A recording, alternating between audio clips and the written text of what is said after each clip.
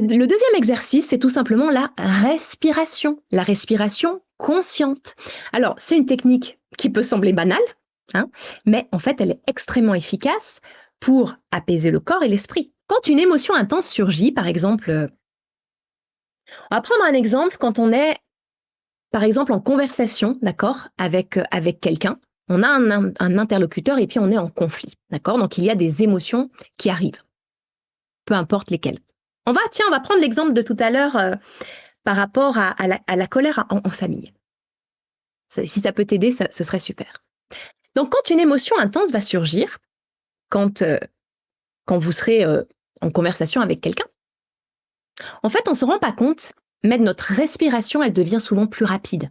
Hein, ce qui peut du coup aggraver encore plus notre état émotionnel et ce qui provoque aussi, comme je vous l'ai expliqué tout à l'heure, un déclenchement d'hormones qui va influencer tout notre corps, nos organes, etc. En fait, tout est mis en alerte. Et c'est en reprenant le contrôle, là on peut parler de contrôle, c'est en reprenant le contrôle de notre respiration. On va calmer notre système nerveux et ça va nous permettre de prendre du recul pour se calmer et être du coup plus en mode observateur de la situation. Et la respiration consciente, eh bien, ce que je vous propose, c'est qu'on va le faire ensemble. On va le faire ensemble, ça va prendre vraiment 1 minute. Je vous propose qu'on le fasse ensemble. Si vous le voulez bien, bien sûr. Ça va consister à prendre une profonde inspiration par le nez. On va retenir l'air quelques instants dans les poumons. Alors moi, je viens de parler, donc c'est foutu, mais faites-le. Vous gardez l'air vraiment quelques secondes dans vos poumons et puis vous allez expirer lentement par la bouche. Et ça, vous allez répéter ce cycle plusieurs fois en portant toute votre attention sur le flux de votre respiration. D'accord? Donc vous sentez l'air qui entre par les narines, qui remplit vos poumons.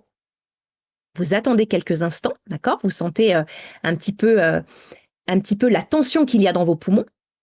Et quand vous relâchez, que vous soufflez par le nez, vous pouvez d'ailleurs même imaginer que tout votre stress, toute votre colère ressort par la respiration, d'accord? Par l'expiration. Et ça, ce qui est génial avec cette technique, c'est que vous pouvez le faire vraiment facilement et surtout discrètement, même quand vous êtes en face de votre interlocuteur. Et vous voyez, le fait de garder l'air dans vos poumons, ça va vous permettre de prendre de la hauteur. D'accord? Vous pouvez en fait vous imaginer que vos poumons étant remplis d'air, et ben un petit peu comme un ballon, ça vous fait monter pour vous détacher de la situation dans laquelle vous êtes. Vous voyez, donc ça, c'est vraiment une technique qui fonctionne extrêmement bien et surtout qu'on peut faire en étant en fait en face de quelqu'un dans une conversation un petit peu houleuse. Vraiment, ça va beaucoup, beaucoup vous aider.